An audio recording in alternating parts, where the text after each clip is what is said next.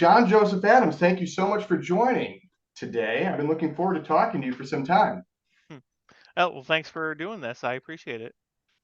So, just real quick, you're the series editor of Best American Science Fiction and Fantasy and the New York Times best-selling editor of more than 40 anthologies, such as Wastelands, A People's Future of the United States, and most recently Out There Screaming with Jordan Peele, which is incredible. I can't wait to talk some more about that in a little bit.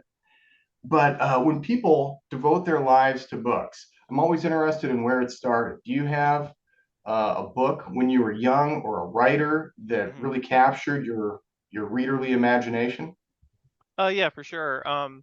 Basically, the book, "The Star's My Destination" by Alfred Bester. That's kind of like responsible for me becoming an editor, um, because I was working at a Walden Books at the time, which is one of these like little small mall bookstores that we used to have before Barnes and Nobles, sort of put them all out of business.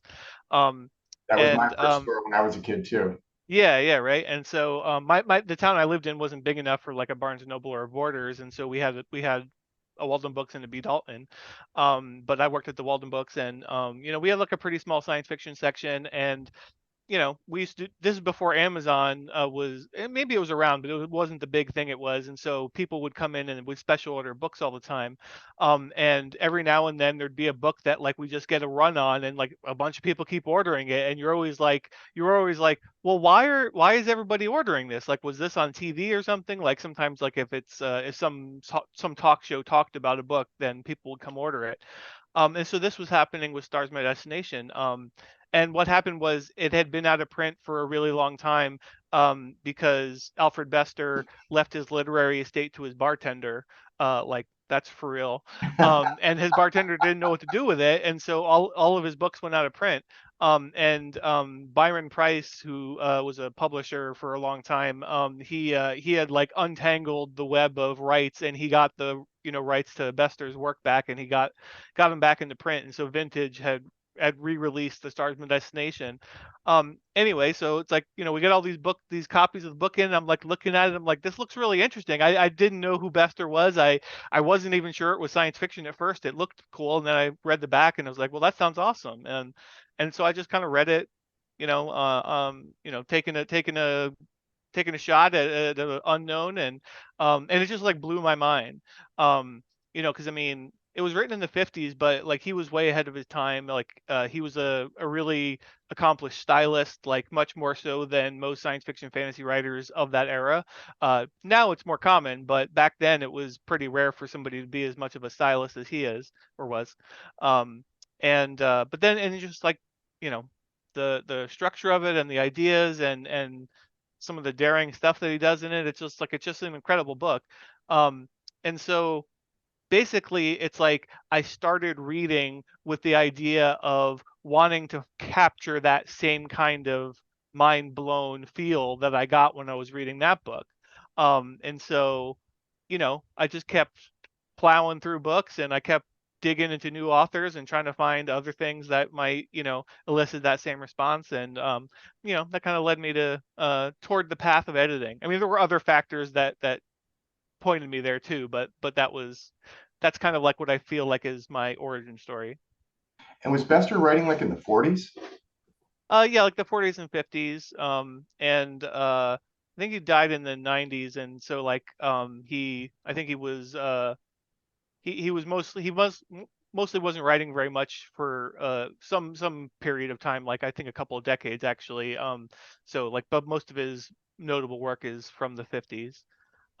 So like actually, yeah. So his other big book, The Demolished Man, that actually won the first Hugo Award for best novel. So it's like that sort of puts into perspective like how how classic of an author he is. It's like, um, it just happens that around that time is when the Hugo started. So he just happened to be lucky that he was writing at the time, and you know, he had the book of the year that year. So.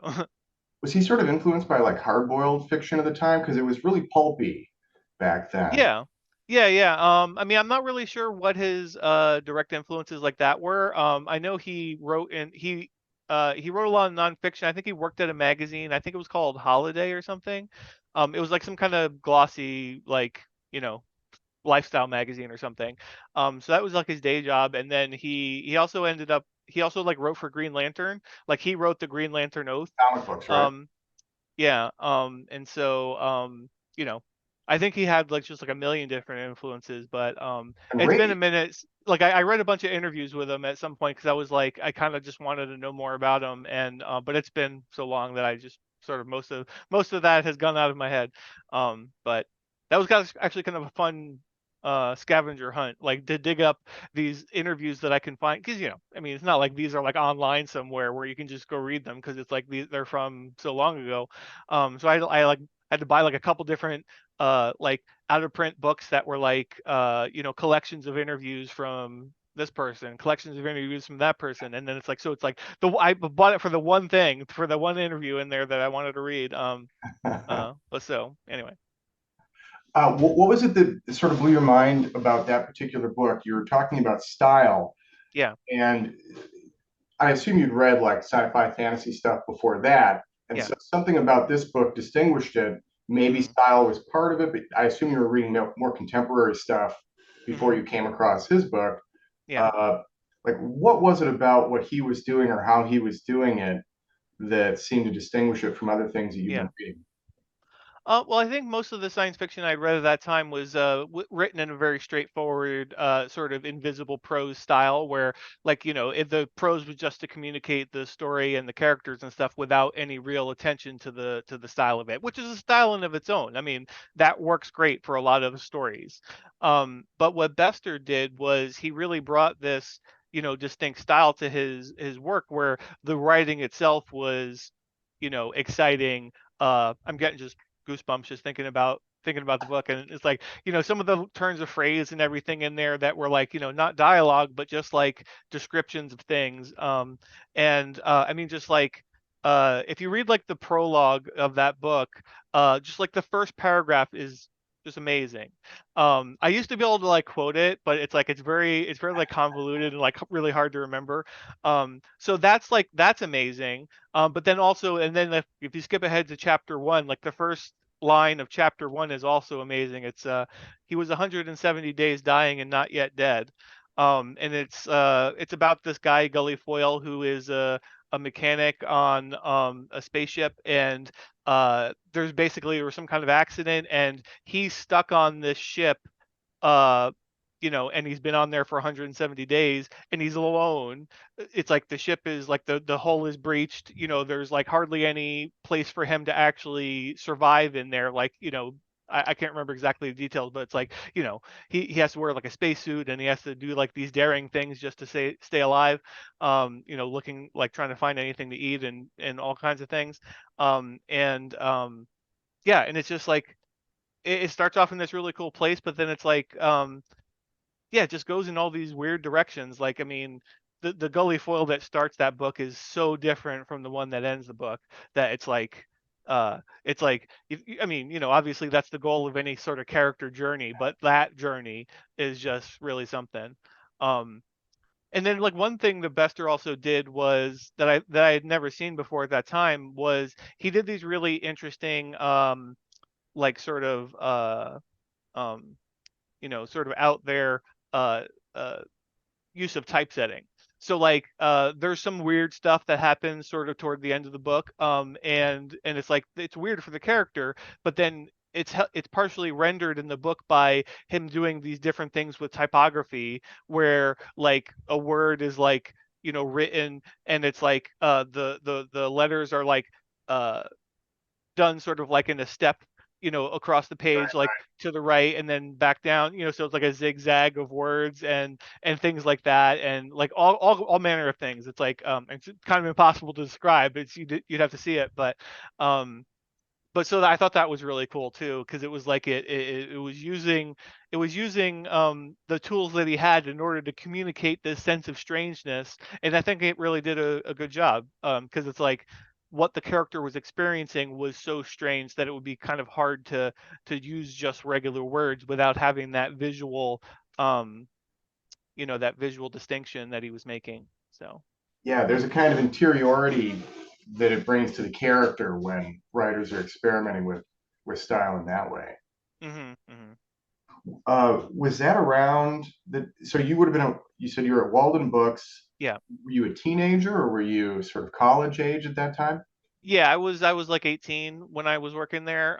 It was like my second job. And yeah, this was like 95 or something like that, 94, 95. I don't know exactly, like I was there for about a year and a half, so it was somewhere around then. And was that Um, around the time that you thought that books might be your career, that you might I go mean, it all was kind of, yeah, it was kind of a pipe dream at that point. I mean, I didn't really think it would happen. I mean, I lived in a small town in Florida, and I wasn't like, I really had no idea what the roadmap was.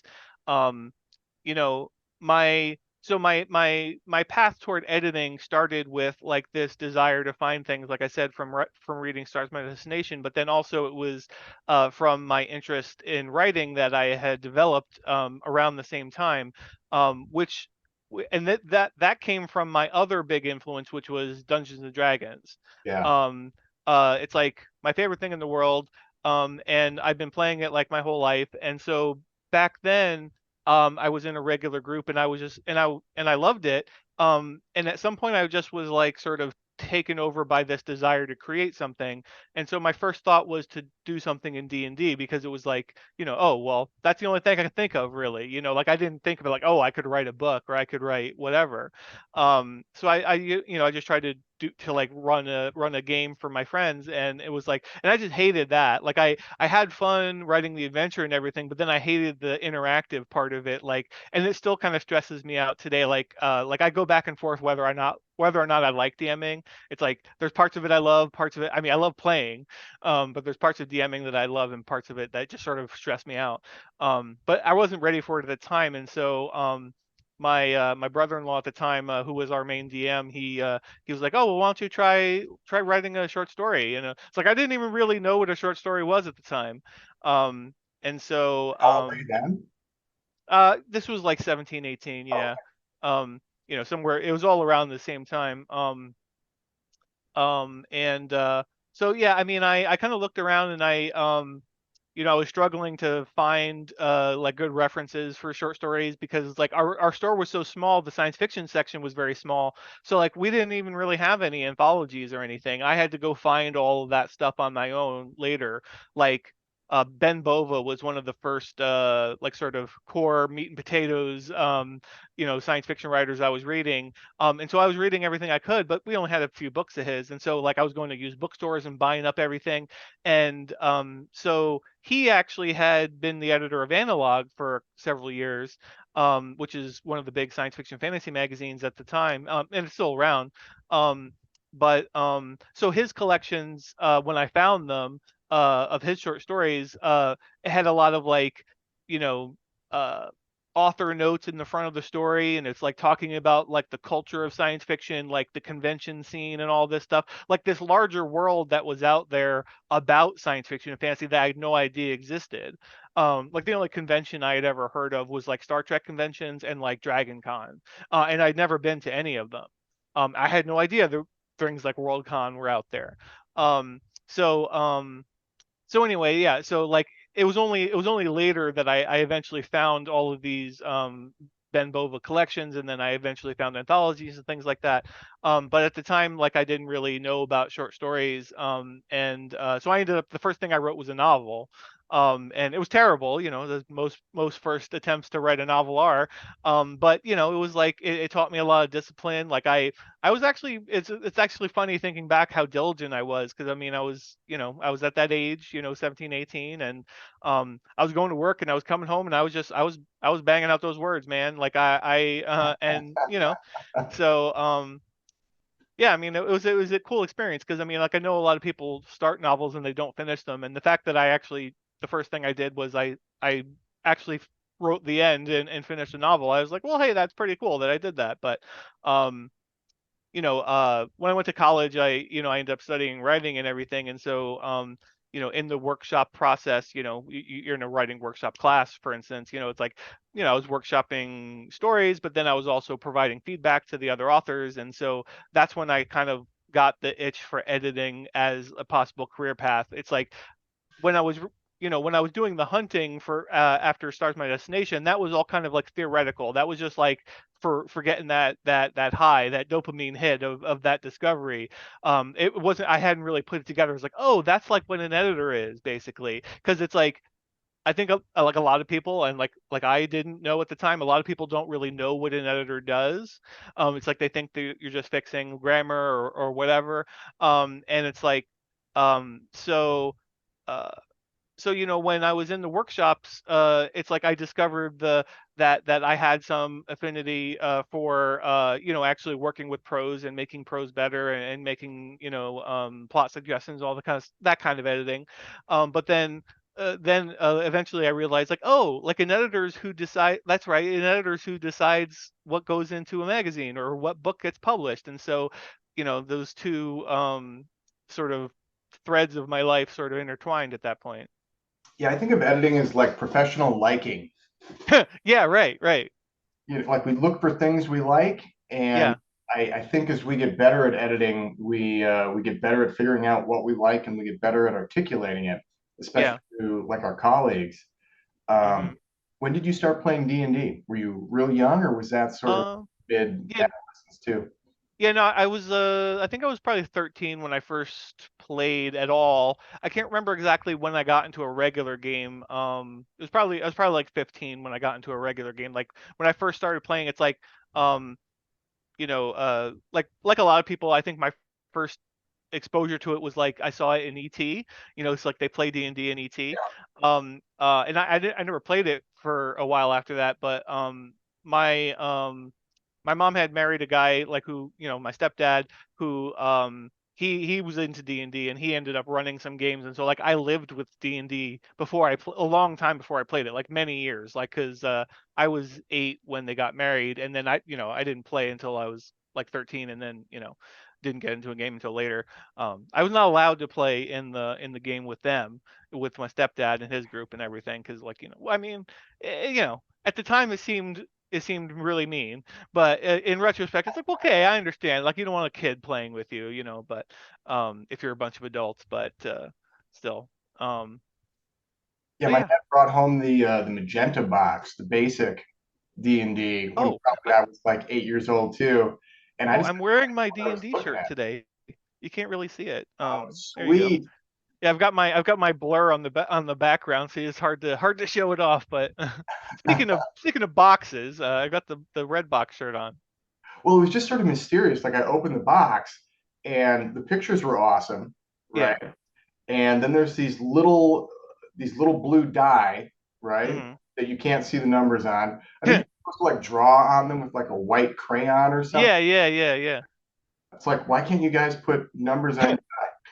But Right. yeah, and then I think I just started making up how to play like with myself before I ever Uh-huh.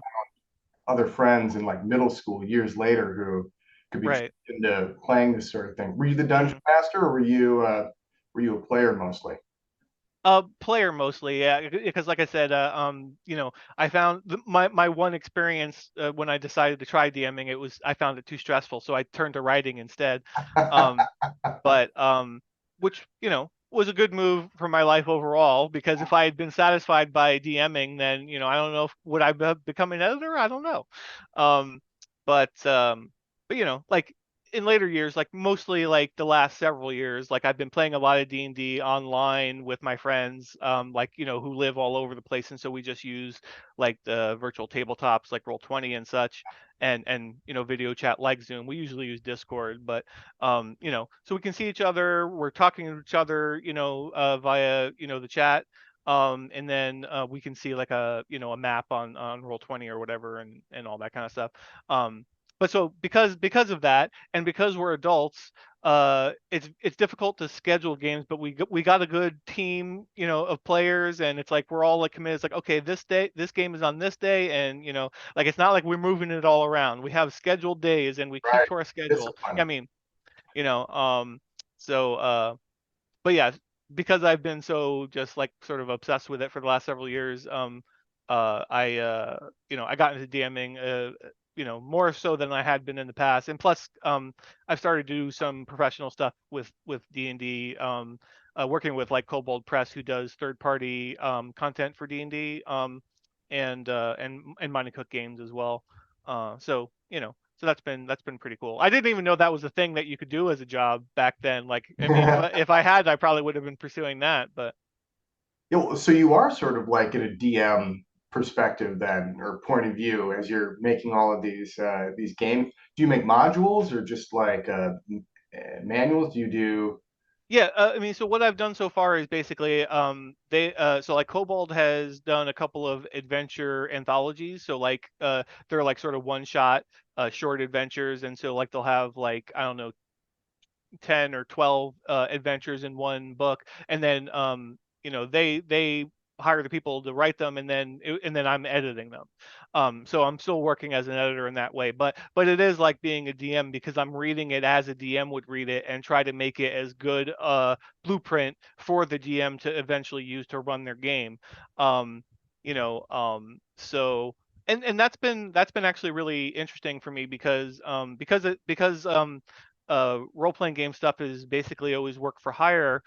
So the writers don't have like the copyright, and so like once they turn it in, it's like, okay, well, now it's no longer their sole thing. It's like the company that bought it, they can do whatever they want with it, right? So like when they give it to me, I can go ahead and fix things without having to worry about like, oh, I gotta see if the author is okay with this and do all this back and forth stuff. So it felt like I could be more have more of a creative contribution to the project.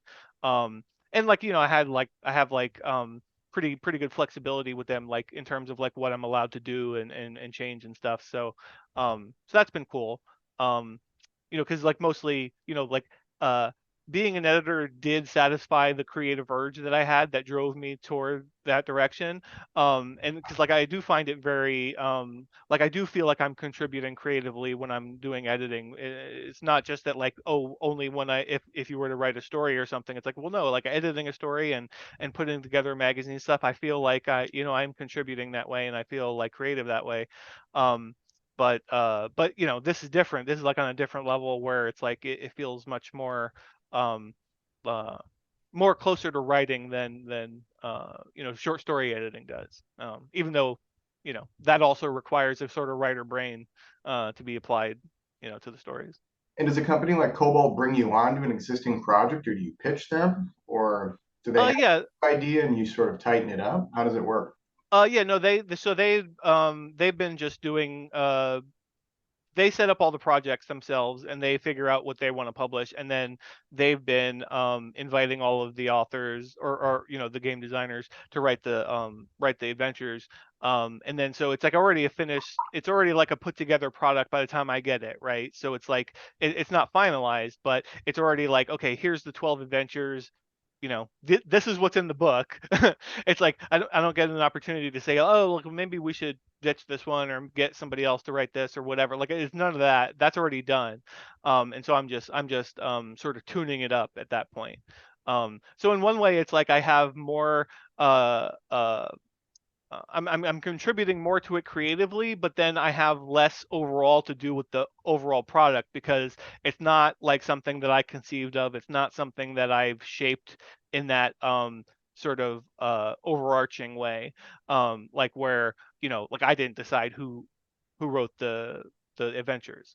But we'll see. Maybe I will get to do something at that level at some point. But I'm still fairly new at doing tabletop role playing game editing. And it's just kind of a thing I'm doing for fun because I love it, and doing it on the side. And it's like, well, maybe it'll build up into something more of a larger element of my professional life. But I've got a good thing going with the the fiction. I probably not going to throw that aside. Yeah, so you have at least five, or well, not counting you have like 40 some anthologies that you've Yeah. edited, and then a number of magazines. Have you ever thought about doing something entrepreneurial with RPGs and supplements? Yeah, yeah. Because there's like a lot of interest in the past 10 and Right.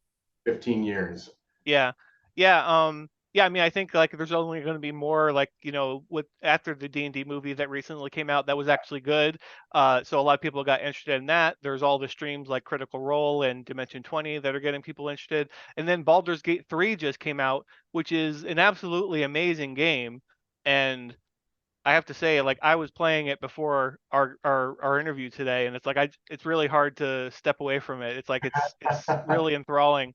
Um, but What's the so I mean, platform? Is it just on PC or it's on PC and consoles. Yeah, it was originally like I mean there was a little bit of a delay before they got it on consoles, but it's on you know PlayStation 5 and yeah. I don't know what the Xbox is called anymore. Whatever the recent Xbox is, and then PC and I think Mac too. But so it's basically on everything. But yeah, I mean it's an amazing game. It's and it's based on the fifth edition D&D rules. They make a lot of changes. Not a lot. Well, I mean a fair number of changes. To make it work as a video game. Some of them seem kind of capriciously decided. Like it's like what why did you do that? Like that's so different. Um, you know, and it's like I mean any quibbles I have are just quibbles. They're not like major complaints. And it's like uh a more reasonable person than I wouldn't even complain about them, but I get stuck in minutia. That's part of why I'm a good editor. Um, so Well, so you got started editing yeah, around 2001, right? That's when you started at yeah, the magazine of science fiction and fantasy. yeah. And how did that? Were you a fan of the magazine before? Did you discovered it? I don't remember if they carried it at Walden's when I was a kid. Right. Yeah, they did not carry it at mine. It goes way back. It goes back to like the 60s, right? Yeah, 1949 was the first Oh, issue. So yeah, it's a little longer than that, but yeah, so yeah, no, my Waldens did not carry it. So it was only that I had only read some stories in like whatever like collections and anthologies that I had stumbled across. So I wasn't like super well versed in it. I knew that it was one of the big magazines that was publishing big contemporary magazines that was publishing science fiction like now or at the time. Whereas like a lot of them back in the day like have come and gone and they're no longer around. But like so there was Asimov's Analog and FNSF, which is that's the shorthand that we use in the industry, FNSF. But so I knew like those were like the three magazines that I was kind of targeting in my head. It's like, okay, well, Analog and Asimov's are in New York, and then turned out FNSF was in New Jersey, and New Jersey was where I had moved to after college, because my grandparents lived there and they needed help. Because they were, sort of having some, elderly issues. And so that was where I was actually born as well. And so I just basically moved back in with them and was taking care of them. And was like, okay, well, I'm going to use this opportunity to get into publishing, which was the only reason I was able to, because it was like, um, you know, publishing salaries when you're just getting started out, like in New York, are usually not very good. And then as it turned out, like when I got the job at FNSF, it was part time, so it was like you combine those things. It's like, okay, well, that's not really something that I could have lived on if I didn't have the sort of grandparent safety net. Although I paid for it in other ways. I mean, like yeah. I don't know if you ever taken care of elderly people. It's like it can be a lot, and it was a lot for a good portion of it. But you know, it helped pave the way for me to be here, and it was good to help them out. They'd always been good to me when I was young and stuff. So I spent a lot of time um, with my elderly grandfather between undergraduate and my master's program, mhm, and it was sort of the most like the most one-on-one time really that I mhm, think I'd spent with him.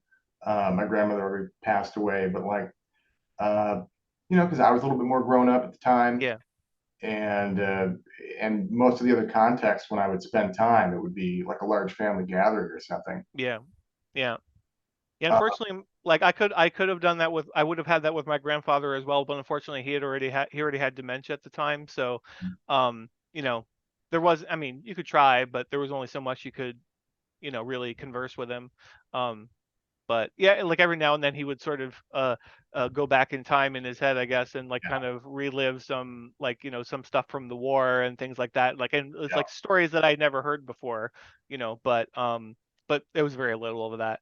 mostly it's like I would say he was sort of powered by cigarettes and coffee. Like he just like, well, I think it was partly because like he would forget that he had smoked a cigarette just a few minutes ago, and so just it would be like a constant cigarette in his mouth, and then same thing with coffee, and it's just like he knows he loves cigarettes and coffee, and it's just he can't remember like how recently he had one, so just like constant. So when you were getting started at Yeah, uh, I'm sorry, what's the industry stand? F F and SF. FNSF.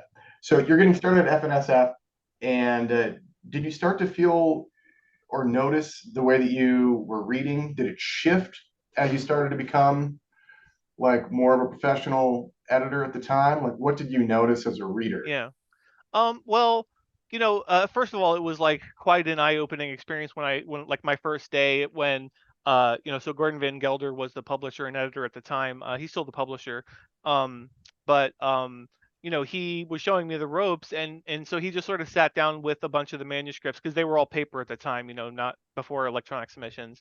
And so he just sat down with them and he had me like sort of observe him going through them, and I was just like, whoa, wait, it's that fast? Because it's like I always kind of thought that more reading would happen before an editor make a decision, but then little did I know, and every editor discovers this. It's like, okay, well, no, you can actually tell really fast whether or not a story has something going for it, or at least um, is a story for you.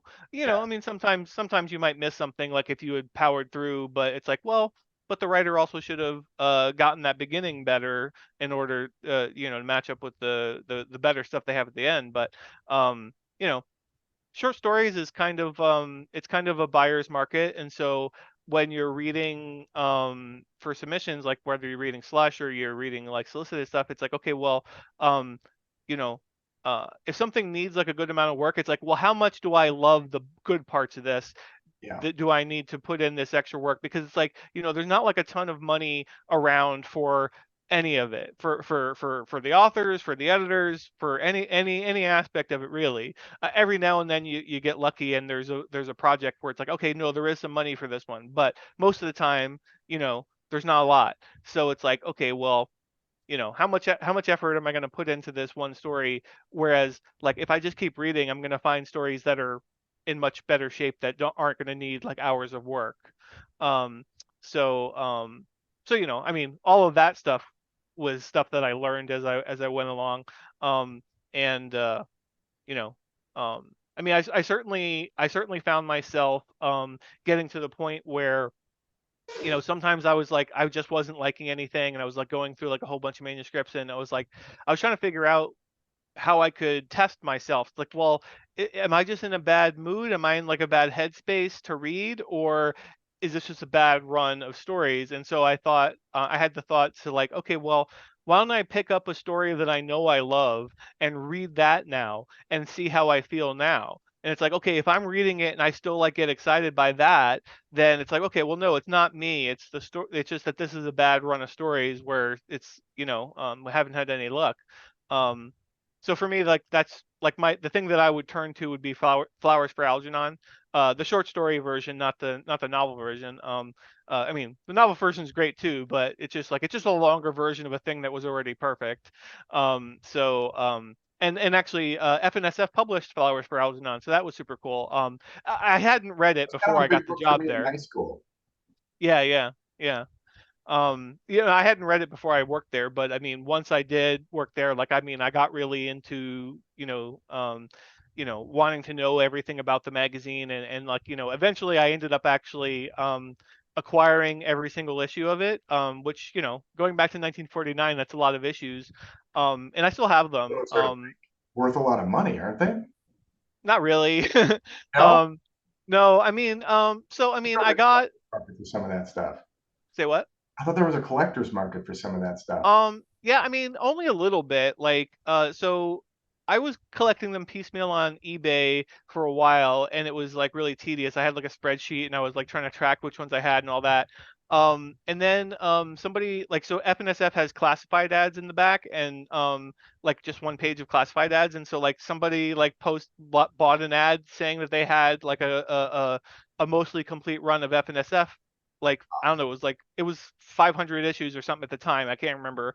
But and like he only wanted like $500 for it. So I was like, $1 an issue? That sounds amazing. And he was just in Brooklyn, and we were in New Jersey, in North New Jersey. So I was like, hell, I could go drive over there and pick him up, because it was like the cost of shipping all of those issues would have been incredible. And like $500 was a lot to me at the time. I wasn't making a ton of money as an editorial assistant. So yeah, I went and I bought them. And yeah, I eventually I plugged in whatever few gaps that there were in the collection, and so yeah, I have literally every issue. I had these grand plans to, like, oh, I'm gonna read everything, and I mean, I didn't make much of a dent in that, Eventually, unfortunately. it's Um, kind of like acquiring a wine cellar. It has to be yeah, yeah, yeah, the right vintage or something, and then you right, pick it up. yeah, yeah. Well, but to tell you how little of a collector's market there is. I live in Missouri now, but a couple of years ago I lived in California.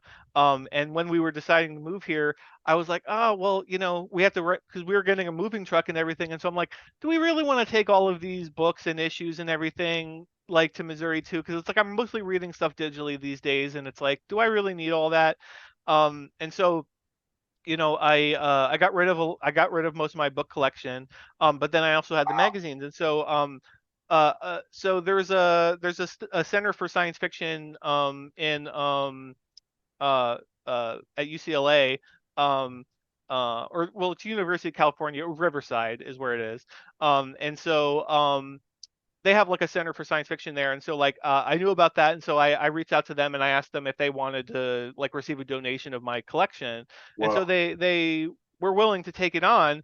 And so they got all these boxes of books and everything, but then I was like, hey, well, I also have a complete run of FNSF. Do you want that? And they're like, nah, nah, we're good. what? They turned Yeah, it down? yeah. And it's like I was just gonna give it to him. Um, but and then once they passed on it, I was like, and I did kind of half-heartedly look around to see if anybody wanted to buy it, but then I was like, all right, well, I'm not just gonna throw them away. So he was like, so I still have them. But but yeah, I was surprised that they didn't want to take them, because it was like, I mean, a Yeah, special collection, that's what you want in the special collection, no right? I kidding. mean, so I want to think if I'm trying to remember if Dave talked about, did he go there at some point to he read, may have. or maybe one of his Yeah. guests did. I remember it came up in an episode. Oh yeah, yeah. I mean, it's very possible Dave went there. I mean, he did get a master's at UCLA. So he was in that vicinity. I'm not sure how close Riverside is to where like the main campus of UCLA is, uh but yeah, so yeah, it's entirely possible. I'm sure we have mentioned it on Geek Side, but just because that's the kind of show that you would mention that on. Yeah, yeah, I would love to check it out. Do they have the papers of several? Is it really a Yeah. collector, or do they have like huge collections of this writer and that writer? Is that where Zelazny is? Or his? No, he's in Ohio, I'm I think. Yeah, I'm not entirely sure. I mean, I know Zelazny like lived in New Mexico. I would have thought that his papers would be in New Mexico, but I don't know where his papers ended up. Actually, Dave would probably know, because Zelazny's like his favorite author. I mean, like, Nine Princes in Amber is his favorite book. But I love his yeah, I'm not. Zelazny nerd episodes where he brings on these like, although Yeah, is it Zelazny? I always say, yeah. I always, since I was a kid, said it's Zelazny. I mean, I'm not actually But I sure was which like one's. 8 or 10 or Yeah, whatever. yeah, yeah, I started reading the book, so yeah. I so mean, that I'm not actually sure which one is right now that we're saying it, but same with Heinlein. Like I always thought it was Heinlein, but it's pronounced Heinlein. So, yeah, uh, but yeah, as far as the collection, I'm not really sure what it entails. Like I believe they have Octavia Butler's papers yeah. and stuff, because Well, she that's was what it was. It from was Terry Canavan, I think, was talking about going Oh yeah, to do work okay. on Octavia Butler's. Yeah, yeah. Yeah, because I think she lived out in that vicinity, and so so her papers are there, I think. But yeah, I don't know what the extent of it is, and they also have a big collection of my my research library. Yeah, that's so what I donated to them was basically, I mean, it was all short stories, but it was like it was something that I had assembled, you know, sort of diligently and piecemeal over the course of several years, because you know, my first anthology was Wastelands, which was a reprint anthology. So these were stories that all had been published somewhere else first, and I collected them in that one volume.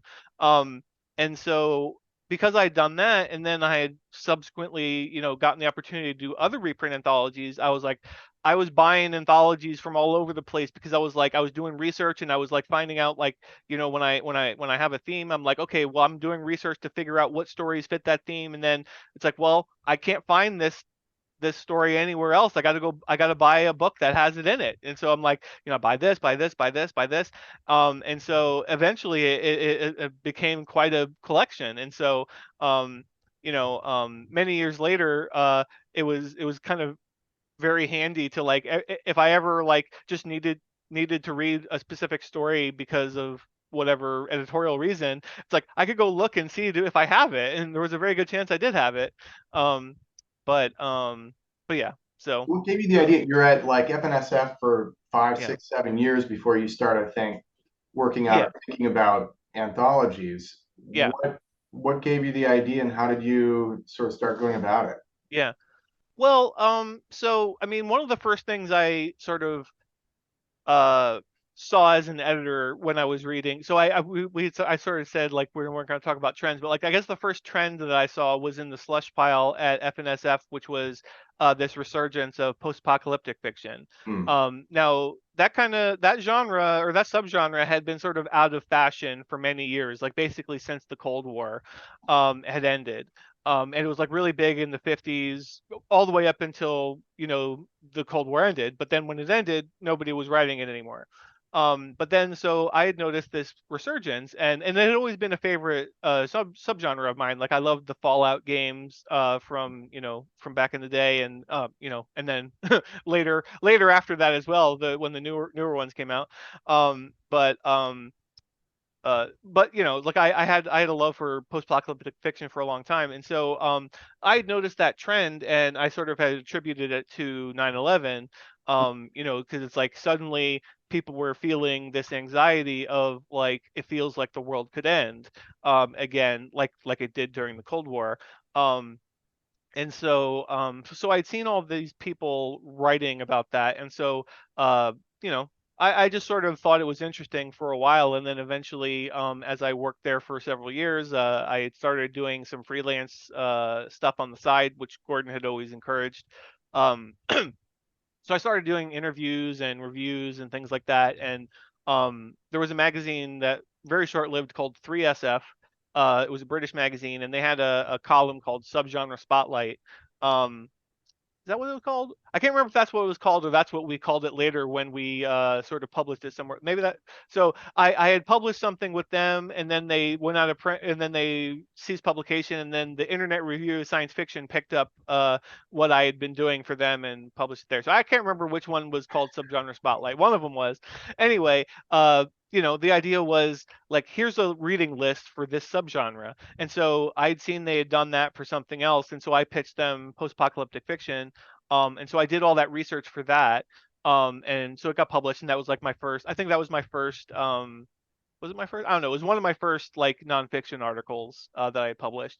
And so because I'd done all that research, like, you know, I actually had started assembling my research library because of that. Because like I was like, okay, well, I need to do some of this reading to make sure that if I'm going to recommend this, put this on the list. Like you know, I want to make sure that this is legit. And it's like it was actually a ridiculous amount of research to do that one article that I got paid like very little for, you know. But it did end up paying off in the end because it led to my first anthology. Um, but but yeah, so you know uh you know, so I did that, and then you know, I started doing other kind of freelance things, and you know, sorry, I kind of got lost to where the question started.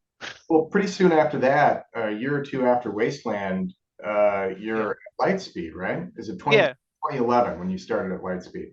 yeah, no, 2010, yeah. So yeah, so Wastelands came out in 2008, and then it was very successful, surprising everyone, including me, and the publisher. And it just did very well out of the gates, and so it kind of paved the way for everything that I did that I've done that came after. And so I did that, and then The Living Dead, which was a zombie anthology, that came out actually the same year, and then it did even better than Wastelands. And so the combination of those two things is like, okay, like suddenly, like now I'm an editor on the rise, and so and Nightshade Books loved me, and we were doing all these books together. And that they eventually had financial difficulties, and it was very tumultuous for a while. They ended up selling their company to Skyhorse Books, and so they still kind of exist, but it's a totally different company now, just with the same name and the backlist. None of the people are still there. Um, but yeah, so I did those, and then I did a couple of anthologies in 2009, and then you know I got the opportunity to do Lightspeed around then, and eventually launched it in 2010. But the second book that I did was called Seeds of Change, and it was just this little anthology. It was only 40,000 words, so like sort of less than half the size of like a normal like anthology or novel. And so Prime Books had published it, and Sean Wallace ran that. And he just sort of approached me about it after seeing the success of Wastelands. He was like, "Hey, let's try to do this." And so I had a lot of fun with it because it was all original. And previously, Wastelands was reprint, so I was like, "Hey, it was really cool to work with original stories." And you know, it was a book that it did well enough for the publisher. It wasn't ever going to make any sales records. It's like it was a very small scale book, but it looked really cool. It was, it did well. A story we published in there got reprinted in Gardner Dozois's Year's Best anthology, so that was cool. But then just the fact that just based on how Seed to Change turned out, I think that got Sean thinking, maybe I could edit a magazine, because he was already publishing fantasy magazine. And I think so he was sort of thinking like, oh, maybe this is a way for us to do a science fiction magazine. We can get, me to edit it. And so he started talking to me about it, and eventually it became Lightspeed. Oh, so you And were so there before Lightspeed became Lightspeed. yeah. So I mean, I was right there on the founding of it. So it was like, so Sean just sort of approached me about doing it. So he was the original publisher, and I was the original editor. Um, and so it was like largely my vision, but with him sort of supporting from the the financial side. I mean, he contributed ideas as well, so I mean, it wasn't just all me. But together we put together Lightspeed. And so he published it for like about a year or something like that, and then, or about a year and a half, and then in 2011, this is maybe where you got 2011 from. That's when I bought the magazine, and I became the publisher as well. So because, like, I don't know, Sean just decided that he was going to focus on his books, and he was going to try to get out of magazines, and so he sold me Lightspeed. And actually by that time I'd also taken over editing Fantasy Magazine, and so he sold me both of them. And Yeah, and so like at that time, I actually, when I bought them, I merged fantasy into Lightspeed, and so Lightspeed used to be just a science fiction magazine, but then once I did that, it became a science fiction and fantasy magazine. So basically, it was like a new FNSF, so which was what I wanted to edit all along. But so that's how that came about. And fantasy has had this weird life cycle, because it was a magazine for a long while before I came around. Then I started editing it, and then I ended up buying it. I merged it into Lightspeed. When we did some special issues several years later, we brought fantasy back, and we did special issues of that as well, because we did it for all three magazines. And well, all three genres. So we did this destroy special issue series, where so the first one was called Women Destroy Science Fiction, Yeah. because some people had been, there was this like review that was complaining about I think it was a Lois McMaster Bujold novel, and was kind of criticizing it for having too much like girl cooties in it, basically, like, oh, there's romance, oh, there's this, that, whatever. And like the reviewer just made such a ridiculous stink about it, and said something just like really inflammatory, like very derogatory towards women and women writers. And so the internet being what it is at that time, with Twitter and everything, it's like that blew up into a thing. Like that was like a major ripple in the genre in our little tide pool. Like most people wouldn't have noticed it, but we noticed it, and it was like a thing. And so and my wife was one of the ones who was like sort of like yelling about it on Twitter, and so we started talking and we decided to do this a special issue. And so the special issue was going to be just all women writers. And so we did a Kickstarter and it was very successful. And so Kickstarter always has stretch goals. So we did the special issue for Lightspeed of all have it be all science fiction, and then we did Nightmare, so Women Destroy Horror, and then we did Women Destroy Fantasy as well. And so that's why fantasy came back to life for the special issues. We did two other special issue series. So we did Queers Destroy and then People of Color Destroy as well. And we, again, had the three issues. And then fantasy has sort of been on hiatus until then, until a couple of years ago. We revived it, and then with my wife at the helm. Well, her and Arlie Sorg were editing it together. It started with us talking about it, and then she decided she wanted to co-edit with Arlie, and so the two of them together edited it for the last several years. And it's We just still up brought and that. running. Yeah. Sorry. It's still up and running. Well, yeah, I mean, Excellent. actually, so this October issue was the last issue of Fantasy. Because I don't know if you have heard about what Amazon's been doing, but they have their Kindle periodicals program. Basically all of the magazines in our genre have been surviving based on that, because it's like, Amazon is just, that's just where people go to buy their ebooks and stuff. And it's like nothing else has very much market share. And so if you're not selling well there, then you're not selling well. And so they have basically the only major brands that has a subscription option for ebook magazines. And so they had their system for several years, and we were using it, and it was very reliable. But then they decided that they were going to kill that program and shift everything into Kindle Unlimited.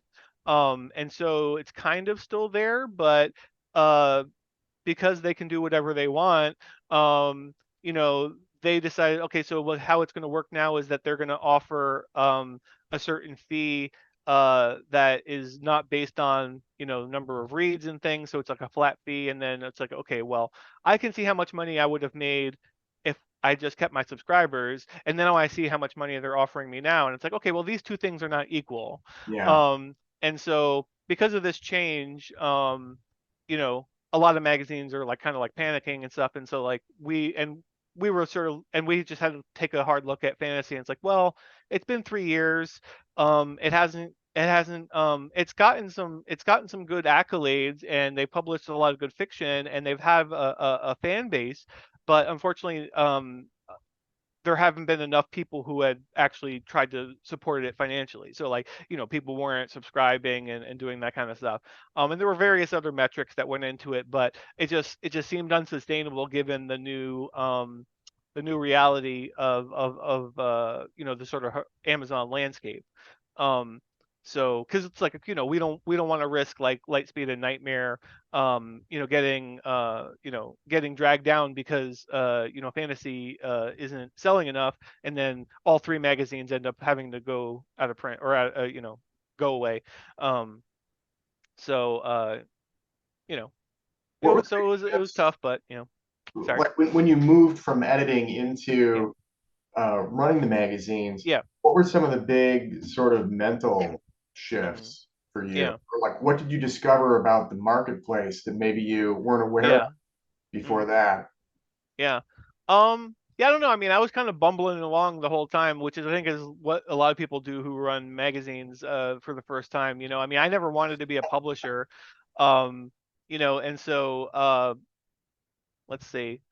Um I don't know if I ever did learn anything. That's probably why the magazine isn't bigger than it is. I mean, it's like I'm not a business person. And really a publisher probably should be a business person. So I don't know if I was really the ideal person for that. But I mean, I kept the lights on. I mean, I got the mag. We got a lot of good. We published a lot of good stories over the years and got some good acclaim and stuff like that. So I've been happy with that. And I've seen subscription numbers grow and website numbers grow and stuff like that. So it's like I've been generally happy with that stuff. Um, I couldn't like as much as I struggle to talk about publishing trends. Like if you're gonna ask me a business question, like I don't know how to answer that. If I understood business, I wouldn't be running a magazine. You know what I mean? So Well, was that how it worked in the beginning? It was just passion forward, oh yeah, hard absolutely. work. Yeah. I mean, it was basically a hobby that it was a very all-consuming hobby that I just paid a lot of attention to. And I at the time I was I think yeah around then like I was already working from home full time. Like I had so when I started Lightspeed, I left FNSF obviously. And at the time I was doing so much like nonfiction stuff that I didn't need to actually keep or like have another job as well as doing all of my other editing things. So I was working on my anthologies, I was launching Lightspeed, so it was a good time where I could devote a lot of time, an undue amount of time to Lightspeed for given the fact that it's like it's not really not really bringing in anything very much at first. Now it does okay, but It had a huge it first year, though. Like I was looking at yeah. the very handsome first year collection, Mm-hmm. and Stephen King is in here, Orson Yeah. Scott Card, Ursula K. Le Guin, Yeah. George R. R. Martin. Yeah. Who else was on here? Yeah.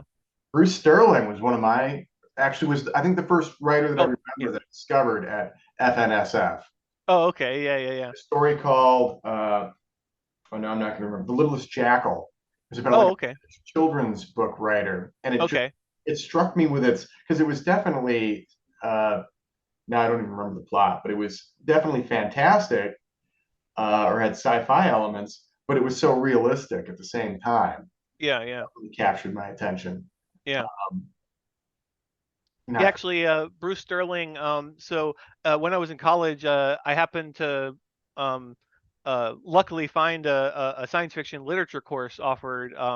And so when I was in that class, one of the so we had like a classic anthology of science fiction that we used as like a main text, and then he also the professor also had us read Do Androids Dream of Electric Sheep by Philip K. Dick, and then he picked a more contemporary book of short stories, which he used one of Bruce Sterling's collections. I think it was A Good Old Fashioned Future. I'm not entirely sure if that's the one, but I'm pretty sure that's what it was. And then the classic anthology that we used was The Road to Science Fiction, Volume 3, From Heinlein to Here, by James Gunn. There's a lot of great stories in there. But yeah, so But did Lightspeed have a lot of financial support in that first year, or was the marketplace or the writers or the way that rights worked back then, mhm, or maybe even now, like how difficult is it to yeah. acquire? Because some of those were reprints, right? Yeah. And the So Lightspeed, until just very recently, we'd always been sort of half reprint, half original fiction.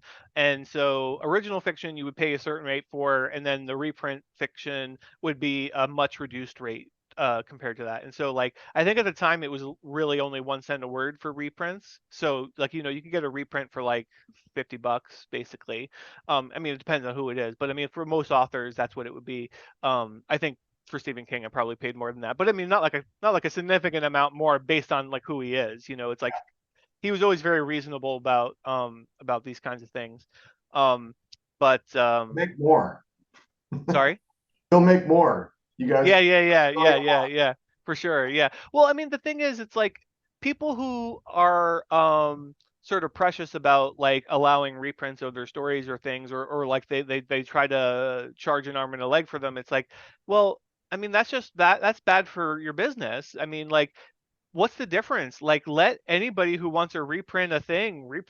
I mean, unless you think it's going to be in bad company. Like, if you think it's gonna if you think the book looks fine and you're going to be in if you're going to be reprinted alongside X, Y, and Z, and it's like those are all people you'd like to be next to, like don't make a big stink about like about how much money you're, I mean, the money is going to be very small regardless. Like you're not going to get like thousands of dollars for like a reprint of a story. But if you're in all these different books and your stories are kept alive by these reprints, new generations are going to discover your work. They're going to discover that story.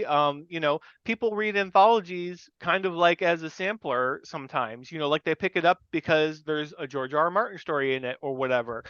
Then they read all the other things, all their other stories, and then they're like, oh, well, now they discovered a bunch of new authors that they actually really love.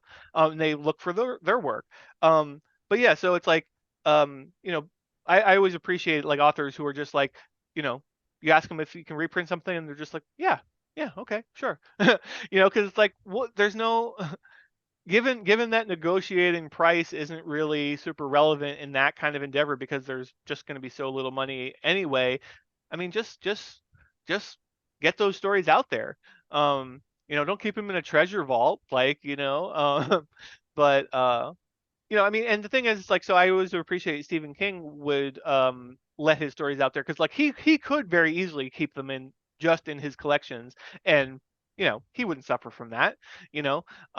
So yeah, you know, so I Probably in his appreciate, mind, he's building the culture of not just yeah, like there's the readership culture, but also the publishership culture. yeah, And if I would guess, I would think that Stephen King would be a passionate supporter of, oh yeah, that yeah, and I tend to think that like as writers' careers go, they're not really built on dollars and money. They're built on like developing a readership, developing becoming visible. I yeah, think for readers, and yeah, just getting your stuff out there for whatever little bit, yeah, I think helps, and hopefully at some point it can become yeah, a means of support. yeah, That's not why any of us get into the writing game. We're going to get rich, or I've never met right, such a writer. right. Yeah, I mean, you know, people like, if you know, if you're writing novels and stuff, like you, at least you might have some hopes and dreams of it. Like you might think like, oh, like this is my lottery ticket, and it's like, well, maybe it'll pan out, but probably it won't, you know. So you know, with short stories, it's like it's such a slim like chance that anything will ever happen that will be significant with a short story, but you know, sometimes it does. Hey, it worked out pretty well for like people like Ted Chiang, you know. I mean, Oh like, you know, like Arrival is based on a short story, you know, so like that worked out pretty well. And then there's other people who like have managed to make a live like a career out of just short stories. Like Kelly Link also is another person. And like back in the day it was more common, but like but in present in the, you know, sort of last 2 decades or so, it's like it's basically unheard of that anybody would have a publishing career and be known like outside of just the our little genre circle. With only short stories. But like Ted Chiang and Kelly Link both have you know broken out of that you know, publishing from inside the genre instead of like from the literary side using genre elements. Like people who do that actually seem to have a much easier time of getting books out there and subsisting on just short stories. Like Karen Russell lasted a long time just writing short stories before she eventually wrote a novel. And you know, she was the kind of writer where like I don't know if she will write a novel. Maybe she will, but you know, it's like if she can make this work and she seems like she loves short stories, I mean, you know, like more power to her. But you know, but people who start on the literary side of fiction, and like just incorporate genre elements into it seem to have you know, better luck doing that. Um, but yeah, you know, but what we were saying about Stephen King and like, you know, stories, like letting stories be reprinted and stuff, I think some of that is like, um, you know, these more famous writers, like it's kind of like paying it forward, like so because it's like it's not for me, it's for the other authors that are in that book, and so like if you know, if George R. R. Martin lets a story be reprinted in whatever anthology, it's like, okay, well, his name is going to lift up all of those other names that are in the book because people are going to notice it because of his name. And he's aware of that, and I think he's, you know, like people who are that notable who you know allow their stories to appear in such books, it's like, you know, that's part of their calculus, including like if you try to get them to write an original story for a book, and it's like, you know, you're offering them some, you know, paltry amount that is not worth their time based on how much they would get if they just sold a novel or worked on a novel. But it's like, you know, but they still like short stories. They want to support short stories. They want to support these other writers and be part of that. So, um, you know, How does some of the work in other media, beginning with Lightspeed and then maybe moving into Geek's Guide, yeah. do you think contribute to maybe even the readership of a magazine like Lightspeed, maybe the anthologies that you've been working on, and then maybe eventually the Best American Science Fiction and Fantasy series? Hmm. You mean like how do the readerships and audiences cross over to each other? Well, maybe like where did you get the idea initially to at Oh, Lightspeed you were oh, publishing the audio stories yeah. initially, and then yeah, I'm sort of interested in how you and Dave met Hmm. and how the idea popped up Oh, to okay. a podcast, and then it sort of moved around. I think from Hmm. Tor to someplace else before Yeah. at Wired. Yeah. Yeah. Yeah. Yeah. So let's say, well, okay, so well, Dave and I first met at there's a so Science Fiction Writers of America, which is like the science fiction sort of writing sort of like guild kind of thing. It's they used to have an event that was held in New York every year called the like what they officially call it. I can't remember what they officially called it, but colloquially people called it the mill and swill, because people would go there and like it was there's a lot of alcohol around there, but it was basically just like a cocktail party, um, and but it was all science fiction fantasy writers, editors, publishers. That was partly why it was in New York because it's just like all the editors and publishers are basically in New York, and so the writers can come to New York and meet all of these different people and make connections and stuff. And so I went to one of those. I would used to just like sort of tag along with Gordon when he would go to some event. Like he would know all of the different things, and it was like I was always kind of shy early on, and because like I didn't really know anybody, and so I was just like tag along with Gordon, and so. But at the Millens, well, it was so crazy that it was like I couldn't, like I lost him, and so I'm kind of standing in the corner, and like Dave came up to me because I'm like, we were about the same age, and we just hit it off, so we became Like friends, and 2005 or a little sorry, later. say again. Was that around 2005 or a little bit later? Yeah, it's somewhere around then. We were trying to pinpoint when exactly it was, and I can't remember if we actually did, because he just got married recently, and I gave his best man speech, and so we were trying to like figure out some of these details, and I can't remember if we did or not, but it's somewhere in that vicinity. Um, and so we became friends. We used to go like he lived in Westchester, in that area, and so like he would have to commute into New York City in order to to do anything in the city, and then but I lived in New Jersey, and so it was like a good trip for each of us to get into the city, but we could converge in New York and then kind of go there and hang out. And then we had a friend who had a nice apartment, sort of in the upper, in the sort of the East Village, the East Village. I don't know, one of them down there. It's so long ago now. It was a nicely located spot. um, and he would let us like hang out at his apartment and stuff, and so like we had like a base of operations, and so like we developed what we called our geek posse, and we Nice. had like a core group of people that we would hang out with and stuff. But So we were hanging out all one day at our friend, his name's Rob, we were hanging out at Rob's apartment, and Morgan Spurlock had just done his or there was I don't know if it was out yet, but he had done his documentary about Comic Con, Mhm. and like I was really excited about that idea, and like so I was sort of talking about like, oh, like maybe we could do like a documentary about like science fiction conventions, because I thought that would be really interesting, and because like because Rob, what's that? Still would be. Yeah, yeah, yeah. Because the reason it kind of occurred to me is because Rob was he'd been doing some indie film stuff, and like so like he was working with somebody who was like he was helping produce this indie film with a like a longtime friend of his, and so like I knew he had some knowledge of that part of things, which I had none. But so because I was like, okay, so Rob knows about that stuff, and then we know about this stuff, and so we were talking about it, but then Dave was like, well, I don't know. I really like that idea, but like I don't know. Maybe we could do a podcast. And so that's just kind of how Geeks Guide came about. Is started off with a ridiculous idea of a bunch of people who don't have any knowledge about how to make a documentary, making a documentary. Probably just as well that I mean, to be fair, we didn't know how to make a podcast either, but we figured it out. Um, Because so that's like 2010 then, right? yeah, actually, yeah. So launched the same year as Lightspeed. So yeah, that launched in like January 2010, and then Lightspeed launched in June. Um, and like you said, started off on Tor.com. Eventually, Tor.com. I don't know. They were constantly like changing, what their focus was and stuff. And so they weren't into having a podcast at that time. They decided, and so they sort of canceled us there.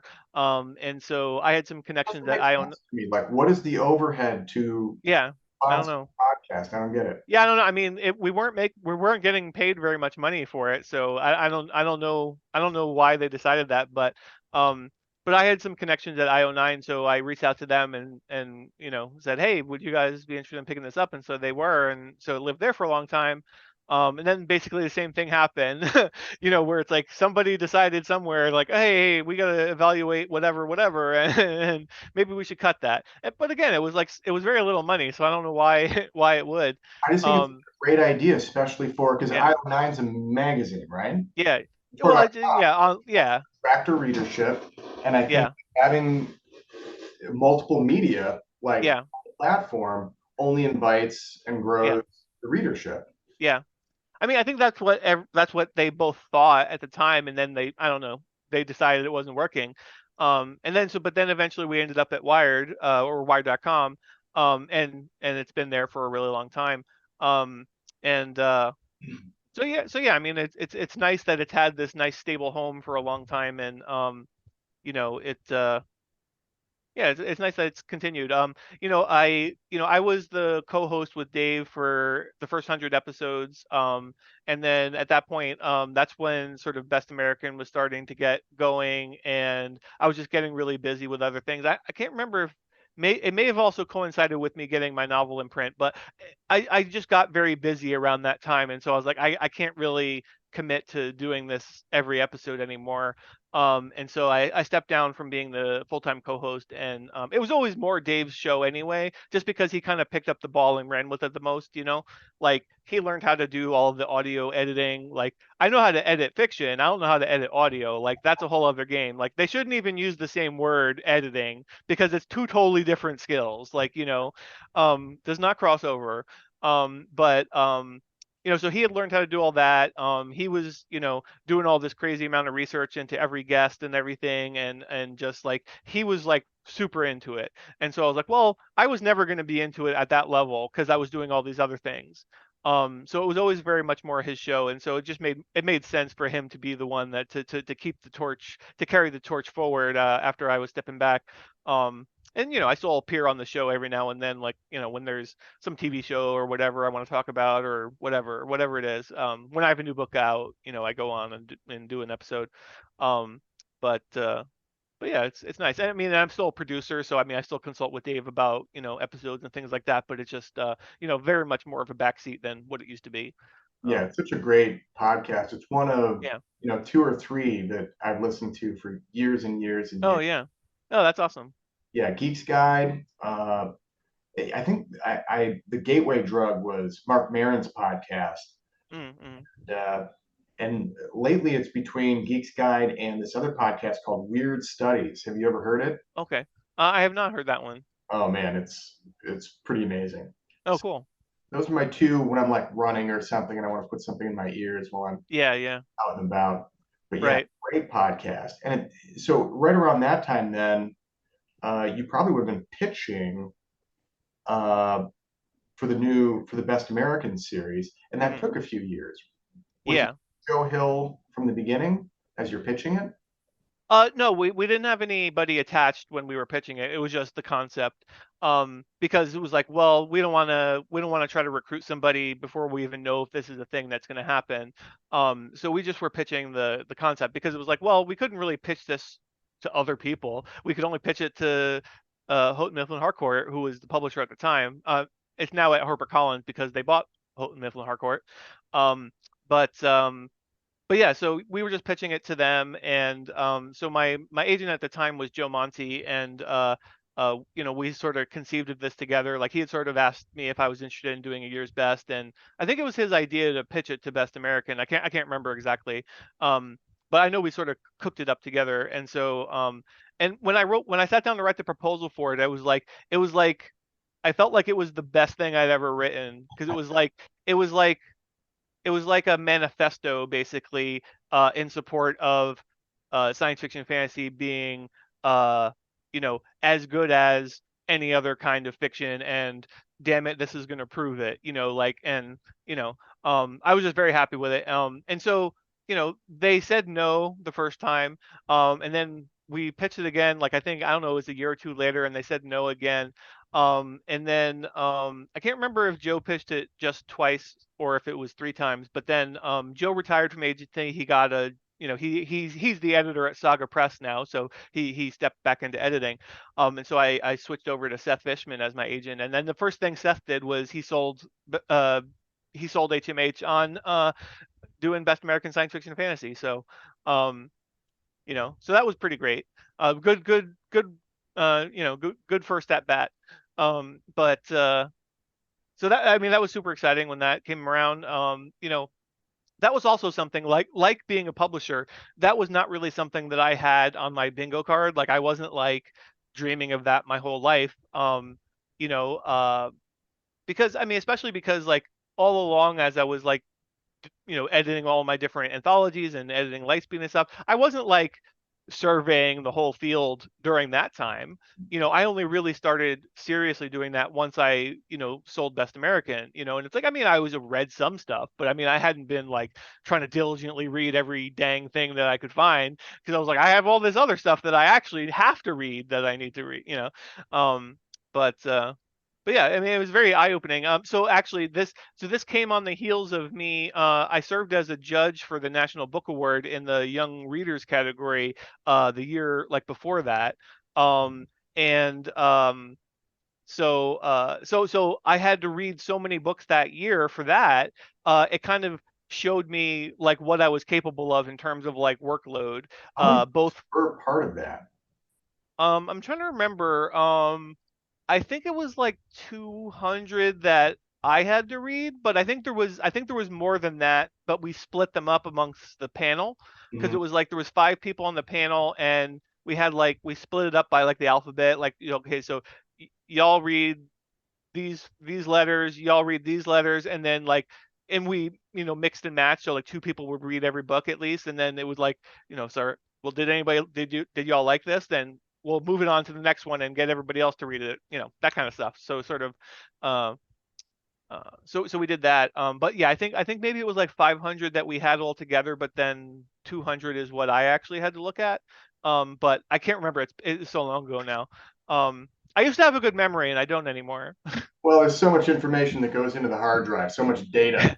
Yeah. I But need that to would have been defrag this thing. right.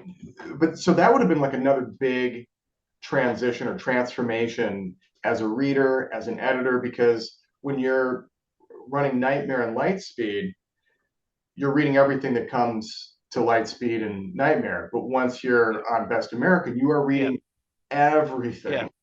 yeah, So, like and in a year, what yeah. is the number? How many Oh, short stories are you reading? yeah. Yeah, so I stopped counting overall, just because it was like very tedious to try to keep track of it all. But like, I think the first year I estimated it was like 5,000 or something. Wow. Um and so, I just try to read everything. These days I actually have an assistant who helps me with it. And so like uh I got that started once I was getting into the weeds with my novel imprint and getting very busy with that. But then, and since that ended, I just kept them on. But um it it's just there's a lot of magazines where it's like I've looked at them before. I feel like it's unlikely that I'm going to actually really like much that's in there, just because my taste doesn't line up with that editor or whatever. Or sometimes they're just very small, and so it's just unlikely that there's going to be something that's among the best.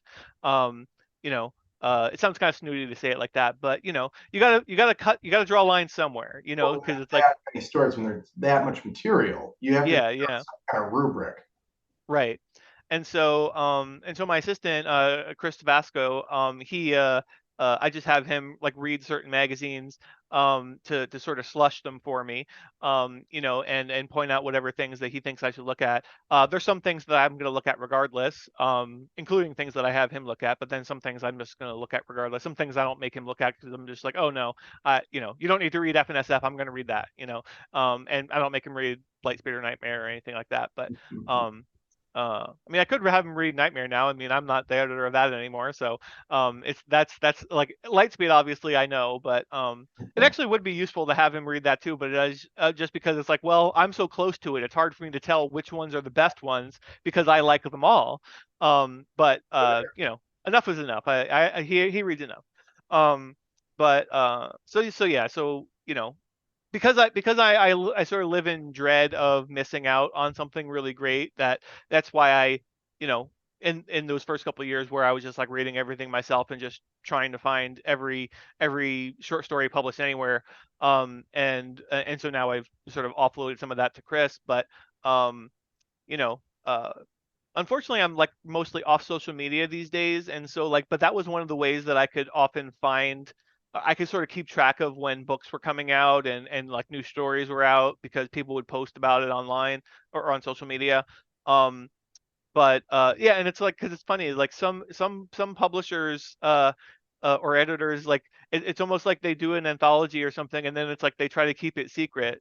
It's like, well, come on, guys, you like talk about it. Like, could you reach out to a year's best editor and send them a copy or something? Like, could you be proactive about it? Like, sometimes it's like I have to email people like multiple times just to get a review copy of something, and I'm like, come on, you know. And it's kind of funny actually, like as many years as Best American's been going on, like I think we're on, we've done 8 volumes now, I think. So I mean, several years that we've been around, I don't get very many things sent to me, without me asking for it. It's Oh, like, it's like I have to ask for almost everything still, and I'm like, really? Come on. Like, I yeah. I assume that But you have a back room just filled with stuff that comes in the mail every day. Yeah, well, no, so thankfully I have moved mostly to electronic reading only for almost everything. Like it's that basically started with COVID because like people like I used to get so many just review copies of books sent to me all the time, like novels I'm never gonna have time to read, novels that I didn't ask for and I probably wouldn't ask for. Um, just because it's like I was on every review list because it's like, Lightspeed publishes reviews. I used to do book reviews, I used to do interviews, so like I was in every publicity database, and they don't update them as much as they should probably because it's like you'll be on the list forever. But so during COVID they stopped a lot of that because people weren't able to go in the office and everything, and so I kind of like saw that as like a break. So I was like, okay, I'm just gonna try to get away from that altogether and like never go back to it. And so um I basically, whenever I ask for a review copy now, I always ask them, don't put me on a list, I just want this one thing. Don't send me unsolicited stuff because it's like I don't want to deal with it all. Because it's like it's like I never thought I would turn up my nose at getting free books. I mean, that's like the dream, man. That's like the dream of back in the day. But now it's just like, well, no, I want the book. If I want a book, I'm glad to get it for free. But I don't want just random stuff sent to me anymore. It's like that doesn't help me. And then so for Best American Reading, I just always ask for digital stuff because it's like, I don't want to deal with all the paper. Uh, so Yeah, I think when I first started editing and publishing, it was just finding the manuscript, like you were talking about earlier. You yeah, just want your mind to be blown, or you just want to find this most exciting, fresh yeah, discovery. And then I got really into production, thinking about like how it becomes the book and what that looks like, or yeah, what online content looks like and how it's designed. But now I think about promotion all the time. Like hmm once we go through all of this process and we're shepherding this work into the world, how do we find a way to introduce it to as many readers as hmm possible? Has there been some evolution in the way that you think about editing, production, promotion, or do you yeah. think especially differently about promotion now that you have had so many different kinds of projects and so many different sort of formats?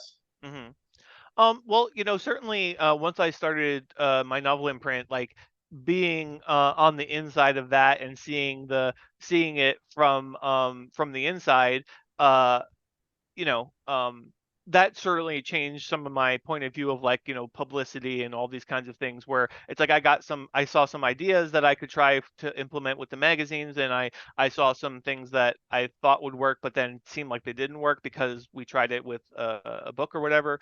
Um, and I mean, I think it's all kind of, for me at least, it's still kind of throwing it against the wall and seeing what sticks kind of stuff. Um, you know, uh, these days, like, I mean, for a long time, we were very much relying on social media to get the word out for new stories and everything. It's like now Twitter's basically broken. TweetDeck doesn't work anymore. Like we're in this weird transition phase where it's like, well, is Twitter even the thing that people still want to use, or are we moving on to new things? But everyone is not on the new thing yet, and it's very confusing. Um, but yeah, so yeah, I don't know. I don't know how to do it anymore. Like it used to be like I thought I knew how to get the word out and try to get people talking about a story or something. But these days I don't know how to do it because it's like social media, unfortunately, it kind of killed all the other options that we used to have. Like we used to be able to like have blogs and like do things like that, and it's like there was readerships for all these different places like where you could maybe get some interest from people. But now it's like but all those things went away, um, when social media came around, and then you know, it's unfortunate that these things happen like over and over in our history in every industry. It's like okay, so we had a bunch of indie bookstores, and we had a bunch of nice Walden Books and Beat Altons and things, and then Barnes and Noble and Borders came around and just put them all out of business, and then Barnes and Noble put Borders out of business, and then now Amazon came around and almost put Barnes and Noble out of business. you know and it's like why do we keep doing these things? It's like um so Listen, man, yeah, I know, the but great consolidator. yeah, But so still, you're finding ways to publish books and find readers for them. So, yeah, so in the Best American series, yeah, uh, not speaking to trends, but yeah, how in your mind has either the series evolved since 2015, or maybe how has your approach as an editor evolved yeah, in 8 or so years? yeah. Let's see. Well, um, I guess at first I found myself being much more precious about what I considered worthy to be, in there, and I put way too much pressure on myself, I think, to sort of like read and reread and really hem and haw about every single thing, and it's like I got to trust myself. It's like I only got this job because I've done this for so long, and I've achieved a certain amount of success, and so I got I've always trusted myself when I'm like buying stories for Lightspeed, or if I just like making the decision to publish a story, like I've never like second guessed myself. Well, I mean, not never, but I'm generally very confident with it. Like every now and then I want a second opinion about something or whatever, but um but I found myself really second guessing myself a lot early on. I think just because it's like I really wanted this to be successful, because it was like this is science fiction fantasy's big swing at this best American spotlight. And Never had one. What's that? an overdue one. I think it's Yeah. Because I mean, the Best American series has been around for like 100 plus years. There was a mystery one for a long time. It still is, but I mean, for a long time before this one, there was an infographics one before they had this one. Um, that one has gone away since, but yeah, it's just like travel writing, essays. yeah. Is there a food So writing Best there is American? a food writing, yeah. That I think that one's newer than this one, but um, but yeah, there's all these different things that had a showcase in the series before science fiction and fantasy, which I always thought was ridiculous because short stories are probably, you know, they're more important to science fiction and fantasy than probably any other genre. Probably even more than in literary fiction. I mean, like I don't know, that might be a sort of tie because like it's pretty important in literary fiction too, but it's like I would say short Probably more stories of are. a leadership in Yeah. fiction and fantasy for short stories, is my guess. But Yeah, maybe not. yeah, but I mean, like, it's funny because it's like mysteries are not very well known for short stories. I mean, it's much more of a novel form, and so it's just kind of funny that that series had been around for a long time before the science fiction fantasy one, because because we do have this thriving, culture of short story publication in science fiction fantasy. Whereas in mysteries, it's like kind of like, well, you don't have enough space in a short story to really tell a full mystery. It's like you can't do all the different like red herrings and things like that. You can't get all of the mystery part of it because it's too condensed. No, like the Is what twist. I've yeah, that's what I've heard. I mean, I haven't done extensive studying in it, um, but it anyway, I'm just glad that it's here now. At the time, the market was more crowded of best of the year anthologies, but then since then that's contracted, and we're one of the surviving ones. um it's pretty sad. Like, so Gardner Dozois was like an amazing editor for a long time. He's deceased now, but he edited Asimov science fiction for a long time. He had his year's best science fiction, which was like the kind of flagship year's best anthology to me, for science fiction, in the genre. And So he did it for like, I don't know, 30 years or something. And then when he died, they just killed it. I'm like, that seems like such a ridiculous shame to just take all of that history, all of that continuity of excellence, and just throw it away because that editor is no longer around now. Like, get somebody else to edit it. Like, there's plenty of editors that could have stepped into that role and kept up that level of excellence, you know? And so it's just like, it felt like a slap in the face to me to just throw it away. Um, and actually, like, such, it felt like disrespect to Gardner. Because also there was another book that he had been working on. This was going to be an original anthology that I know was mostly done because a lot of the stories have gone on to be published elsewhere. But when he died, they also just canceled that. This was a different publisher, but this this book was happening. They had published a couple other anthologies by him, and then when he died, they just like, okay, no, that's canceled now. Like, why? Yeah, um, it's an institution, and it's a service to the community yeah, and to the cultural practice of the writing and the reading. Um, yeah, but in this most recent volume, yeah. do you have a favorite story? Because Yeah. there's a lot of variety I found there's a lot of variety in the Yeah. stories, in both the fantasy and the science fiction, and sometimes it's a little hard to tell which is which. But there's, I Yeah. think, a variety of both, and I wondered. I have a couple that I thought were my favorite, but I Mhm. wondered if you had one in particular that had that sort of effect that you were Yeah. describing with Alfred Bester, where it Oh, yeah. felt like a really fresh discovery, really early in the story, and there Yeah. was that was maybe kind of easy to articulate about Right. what you liked about it and what was so great about it. Yeah. So just as a quick aside, I actually wanted to put what genre each story was in the book. Like, I wanted it to say science fiction. Like, I have a label in there, and they just always refused it. Like, I haven't asked in several. I haven't Yes. asked since the beginning. I should have maybe asked again, because I was just like, why not? Like, just put a label, because I'm sick of people on Amazon reviewing it and saying it's all fantasy. It's like, it's literally half science fiction, half fantasy every time. It's like the guest editor has to pick 10 of one and 10 of the other. Like, I mean, I'm the one that's saying like this one's science fiction, this one's fantasy, whatever. But it's like, come on. It's like, I think a lot of times anyway. it's confusing because, like Star Wars, Yeah. like Yeah. my Yeah. Yeah. Right. entree as a kid, Right. before I could read, I was watching Star Wars. Right. And so it's a science fiction story Yeah. because it's a space opera, but Right. it's a fantasy Yeah. because Yeah. Yeah. it's It's not magic. yeah. It's about the force, Right. and it's Yeah. sort of this yeah, it's a sort of not exactly Arthurian, but it's like a knight's tale. He's a Yeah. giant knight, literally, Right. they call it. So Yeah. sometimes it can be hard to tell because the Yeah. trappings Yeah. Yeah. and the function or whatever Sure. is fuzzy. But I think it's an interesting question. Like, how would you or how do you in Right.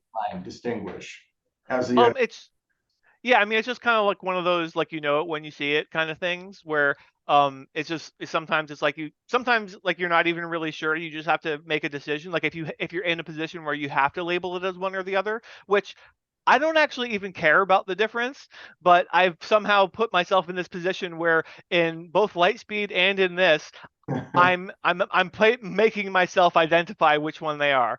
But so you know, most of the time it's pretty clear to me. Sometimes it's like, okay, well, yeah, there's that, like what you're talking about, like with Star Wars, where it's like, well, it feels like science fiction, but there's all this stuff in it that's like, that seems like it's just magic, Um, but you know, so I don't know. There's no like science to it. Like how do you can determine which one is which? I mean, a lot of people have written descriptions like it's okay. Well, in science fiction, it's like so in a fantasy story, something impossible can happen, but in a science fiction story, something would be impossible now, but theoretically possible would happen. And so it's like that's kind of like one of the distinctions, um, but it's like yeah, it's just kind of a gut thing. Um, but to your original question about stories, so this is kind of cheating because this story actually originally appeared in Lightspeed, but the CRISPR Cookbook, a guide to biohacking your own abortion in a post-Roe world, um, by I don't even remember how to say this name, but it's Merkin-Gold. It's a I was going to pseudonym ask that's about that. yeah. So this author is using a pseudonym just because they it's a very much in your face story in response to the Roe versus Wade decision, where reversing Roe versus Wade. Um and it just felt like fire to me when I was reading it. Like I just knew immediately, like I as soon as I read it, I was like, couldn't get to my keyboard fast enough to send the acceptance. And like, so I know who the actual author is, and like I've published the person before, and so I was like, are you sure you want to use the pseudonym? And they were just like, um, they don't want to have their work, their day job get in any kind of conflict with this. Like if a bunch of trolls come after them because of the nature of the story, just because abortion is such a hot button topic that a story like this, which is like really coming at the issue with sort of guns blazing. It's you could definitely see how trolls could come out of the woodwork to harass a person. Doesn't seem like it happened with this, although maybe that's partly because they use a pseudonym. I don't know. But this was a story that I was so excited about when I first bought it for Lightspeed. I was just like, Could you this is one of the summarize it real quick, just for listeners? sure.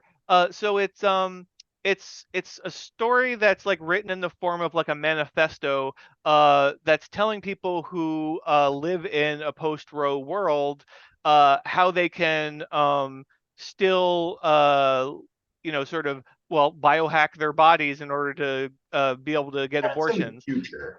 So like Yeah, so it's in the future, landscape yeah. has changed.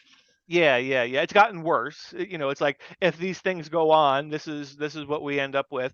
Um, but so with the idea being that it's like it would be so hard to control your body in this future that you would go to these extreme uh steps of biohacking yourself in order to get an abortion. And so, but the really interesting thing about it is that it's like it's all like real science in there. Yeah. Like, you know, all of this, Biologist, right? yeah. And so like all of this stuff that is being talked about, this is all like theoretically possible stuff. And so like that's part of the thing that made me really excited about it, because it was like um it was going at the issue like head on, but then it was also bringing all these science receipts. And It's like so at one point, the process for biohacking is yeah, that it actually specifically hacks the immune system, right? yeah, So it identifies the fetus as foreign tissue, and the immune system right. hacks it. That's how the abortion works. But it also has the side effect of curing or preventing all forms of cancer afterward. Oh, right. Sorry. And I'm like, is that possible? Could you hack your immune system? And probably Right. not, because I suppose that would cure cancer. But like, Yeah, or maybe there's some step in the sort of hacking yeah, mechanism that's described in the story that's like only theoretically possible, but like it's right. to do somehow or something like that. But that's Yeah. the sort of thing like in a science fiction story Hmm. that I latch onto, and I'm like, is this theoretically possible in some kind of future, like some Right. piece of this? And that's Right. compelling, right? Yeah. But and so like this story, when I published it in Lightspeed, I was just so excited about it. I couldn't wait to get it out there. I published it really fast because it was like, I think the Roe versus Wade decision was in like July, and we published it in September. And I was trying to get it out in the August issue because I was like, I just wanted it out there right away. Yeah. But I thought it was gonna like be the talk of the town. Like I thought like everyone's gonna be super excited about it. And then so we published it, and it's like barely anybody really like talked about it or anything. Like it didn't seem like it made waves. And so I was just really disappointed because I thought it was amazing. And so like when we were doing this volume, I was very excited that Rebecca decided to pick it for publication in here. Because it was like, you know, I thought it was so great, and I felt like everybody had just sort of missed it. And so I was glad to see it actually get some accolades here and getting chosen for this. Um, And there's a but similar story too. There's a second story yeah, that takes on abortion yeah, called Rabbit Test that you yeah, had it at a magazine called Uncanny. Is yeah, it an online magazine or a print magazine? yeah. It's online. Yeah, Uncanny's. So it's very similar to Lightspeed in the sense that it publishes similar kinds of stories. They publish both science fiction and fantasy. But so the editors are Lynn and Michael Thomas. But Lynn Thomas, she edited Apex magazine for a while, which is another sort of digital magazine in the field. And once she stopped editing that, then she and Michael ended up launching Uncanny. So she's had some you know she had prior experience doing Apex, and then they launched Uncanny, and Uncanny sort of has, become even a bigger thing than Apex was. And yeah, like they get nominated for awards all the time and stuff. These last many years, so they're clearly doing something right. But yeah, and they always have a bunch of stories that I have under consideration and or on the actual top 80 list for Best American. And like when you moved from all the editorial work at Nightmare and Lightspeed into the position of the series editor at Best American, was it startling at all how large the SFF community or landscape really is once you started to read all of it? Because it looks bigger than I thought it would Yeah, once I start I looking mean, at everything that yeah, you're. it's kind of bizarre how many things there are out there. Like there's so much that no one person could possibly ever read all of this stuff. And I mean that's part of the problem But with again, this is just the everything. American stuff. This is just Yeah, yeah, American stuff.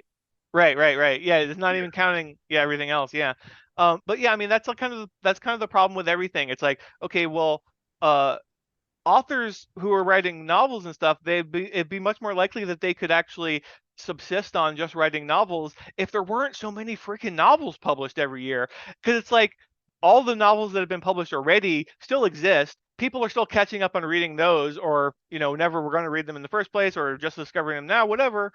But then like so many novels get published just every year that it's like it's impossible for any person to keep up with even any one genre. But most people read in multiple genres, and then so it's like what's the hope that anyone could keep up with anything? And then so like when then you look at short stories where it's like there's even less money to go around, or whatever, like it just becomes kind of ridiculous. I mean, you would think that short stories would be beneficial in the modern era, because we talk about our short attention spans, like social media has trained us to be like, oh, like like two sentences, is what you get. And so, but like I don't know, it doesn't seem like that's ever really caught on with people. There's like a lot of people still don't even know what a short story is, or know that people write short stories and publish them. Like if you talk to readers, they could be big readers, but like they're novel readers. Like that's the default thing that people read for, like for fiction, is they read novels. And a lot of people don't even know short stories exist. So um you know but yeah, I mean, yeah, just I wouldn't have guessed that it was as big as it is. Like the 5,000 number range or Yeah, whatever. Like it seems ridiculous. that Um surprised me. yeah. So. Well, we have just a few more minutes left. Yeah, Are there any big projects on the horizon? Maybe we could talk now about the Jordan Peele anthology sure, just released, sure. and anything else on the horizon. Yeah. Well, I mean, so so yeah, the Jordan Peele book I just did. Out There Screaming, I co-edited with Jordan Peele. And so that was super exciting. Very handsome Obviously, volume. yeah. I really like how it turned out. It's Really got a cool. really cool eye-catching cover. And they really went all out on the design on that. Yeah, I mean, that was just, I was beyond Did you thrilled. pitch him? Did he come to you? Was there? No. So Jordan and his team at Monkey Paw, they conceived of the project. They sold it to Random House. But then they wanted, an experienced editor in short fiction to work with them on the book. And so, you know, I'm not sure who else was like considered, or if anybody was even considered before my agent got wind of it and got me in front of them or whatever. But so actually, so funny thing. So like, I said before, like how D&D is my favorite thing. So I was in the middle of a D&D game one night, and my agent had messaged me saying like that we need a proposal for this Peel thing like now. Like, cuz like he was having a meeting with them the next day. I'm like, and it's like it pained me, but I was like, guys, I have to drop out for like an hour or something, and I gotta write this thing, and so I had to drop out of D&D for a while to work on that and do it, but like but it was great. Like I felt like again, like with my best American pitch, I felt like I really nailed it. Like I knew exactly what to say and how to pitch it, and I guess they agreed because they hired me on, but um so while I was hired on for this project, I did have my fingers in all the pies. Like I was, we were partners doing the whole thing. Obviously I did a lot of the initial like I provided a lot of the initial knowledge base. Like I knew the writers that we could invite, and like so I made lists, and then we talked about like who we want to invite. When we got the stories, we read them, and we both sort of chimed in on which ones we liked or which ones we didn't like, which ones we thought needed work, whatever, and then like it was a true collaboration. So like yeah, I feel like uh yeah. Anyway, yeah, I mean, yeah, we co-edited it. Yeah, it's just like a true co-editing thing. But it's funny that I did end up on this project though, because I had the idea for this same book like years and years ago, like when Jordan first did Get Out, um, and then like he ended up doing the Twilight Zone. I can't remember when exactly I had the thought, but it's like I certainly by the time the Twilight Zone came out, I was like, oh well, no, look, he likes short stories. Like he needs to do this book. And I